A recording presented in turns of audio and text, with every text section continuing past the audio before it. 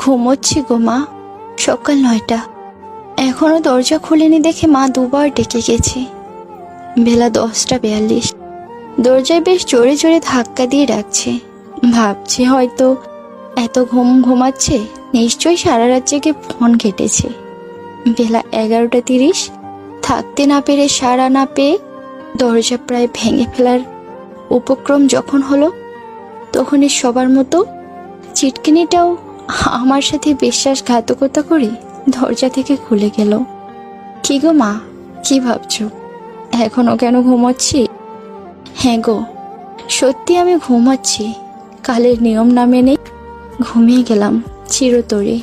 রাত 1টা 25 নাগাদ নিজের দেহটাকে ঝুলতে দেখে মনে হয়েছিল, যাক, সব কিছু থেকে মুক্তি পাওয়া গেল। পরক্ষণে ভেবেছিলাম তোমার কথা। না না, তুমি নও, আমার মায়ের কথা। বেলা 12টা, প্রায় 11 ঘন্টা হলো। আমি নিজের দেহটাকে আয়না ছাড়া নিজেই চোখে দেখতে পাচ্ছি, কিন্তু বিশ্বাস করো, আমি এভাবে দেখতে চাইনি। আমাকে দেখাতে চাইনি আমার আমিটা এভাবে ঝুলন্ত অবস্থায় তোমাদের সকলকে। কিন্তু বিশ্বাস করো, আমাকে গলায় দড়ি পরিয়েছে আমার নিজের হাতে। তিল তিল করে গড়া আমার জীবনটাই আমিও চাইতাম বাঁচতে, কিন্তু বিশ্বাস করো, আমি পারিনি বাঁচাতে। আমিও চাইতাম হাসতে, কিন্তু পারিনি হাসাতে। সবার মতো আমিও চাইতাম ভালোবাসতে, কিন্তু বিশ্বাস করো, আমি পারিনি ভালোবাসাতে। পারিনি আধুনিকতার নিয়ম মেনে সেলফির মধ্যে আমাদের রিলেশন বাঁচাতে। দুপুর 1টা 30 আমার লাশটাকে নামানো হলো। সবাই বলছে পুলিশ কেস, তাই কেউ হাত লাগায়নি। কিন্তু মা আমার মুখটাকে বুকের মধ্যে আঁকড়ে ধরে চিৎকার করেছিল। থামাতে পারিনি আমিও, মায়ের মাথায় হাত বুলাতে পারিনি আমিও। দুপুর 2টো, ভিড় করে থাকা মানুষের মধ্যে হঠাৎ দেখলাম তোমার অগোছালো চুলের অবাধ্যতা। দেখলাম এই প্রথমবারের মতো বেকুলভাবে আমাকে বোঝার আপ্রাণ চেষ্টা। আমি হাসতে হাসতে বললাম, কি গো, কেমন শিক্ষা দিলাম? বলেছিলে না চলে যেতে, বলেছিলে না তুমি যে আর কষ্ট পাবে না আমার জন্য। কি গো, বলেছিলে না আমাকে আর মিস করবে না কোনোদিনও? তাহলে এখন কাঁদছো কেন? বিকেল 3টে 30। বিকেল 3টে 30 খেয়ে একজন বলে উঠল, আর বডি ফেলে রাখা উচিত হবে না, পুলিশ এসে নিয়ে যাক, আবার তো পোস্টমর্টেম করবে। ঠিক তখনই মনে হলো চিৎকার করে বলতে, যে না না, বলতে ইচ্ছে হলো যে মা, আমার যে রক্ত দেখলে ভয় করে। কিন্তু আজও কেউ শুনলো না আমার কথা। বিকেল 4টা 20 আমাকে তোলা হলো ভ্যানে। শেষবারের মতো দেখলাম আমার বেড়ে ওঠার সাক্ষী স্বরূপ আমাদের বাড়িটাকে।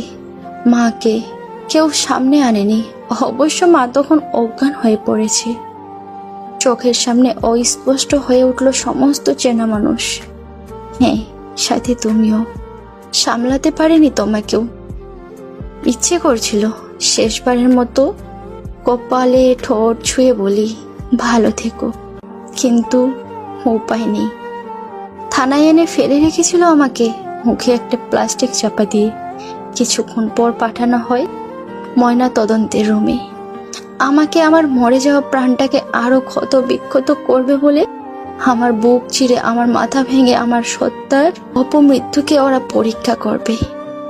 আমাকে চিরে কেটে আবার সেলাই করে প্যাকেটে ভরে ফেলে দিল কনে।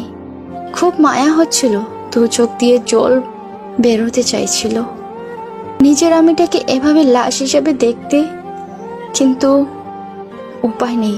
আমাকে মেরেছো তোমরাই, আমি মরতে চাইনি, আমাকে মেরেছো তোমরা, তাই আমি আর ফিরতে চাই না।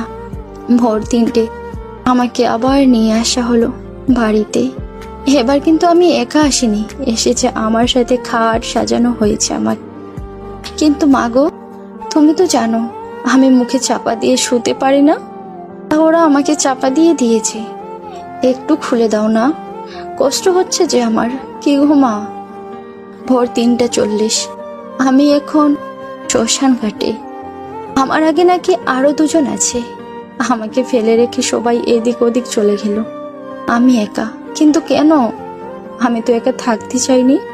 আমি তো চাইনি এই 22 বছরে নিজের সমস্ত সত্তাকে ছুঁড়ে ফেলে একটা ফটোতে মালা গলায় নিয়ে বেঁচে থাকতে। এসব যখন ভাবছি তখন কে যেন একজন বলে উঠল, আর কত দেরি। নিজের উপর করুণা হলো। ভাবলাম বেশ করেছি, যা হলো। নিজের লোকেরাই যখন বলেছে মারা যাওয়ার পর আর কত দেরি হবে, এখন এভাবেই ভালো আছি। কিছুক্ষণ পরে দেখলাম দূরে একটা কাঠের স্তূপ সাজাচ্ছে কারা যেন, আর আমার চারপাশে কারা যেন বলাবলি করছে। ওই চিতাটাই তো। ঘর যখন ভাঙলো তখন আমি জ্বলছি। জ্বলতে দেখে মা চিৎকার করে উঠেছে, আর তাতেই আমার সম্মিত ফিরে পেলাম। কেঁদেছিলে তুমিও, ভেঙে পড়েছিলাম আমিও।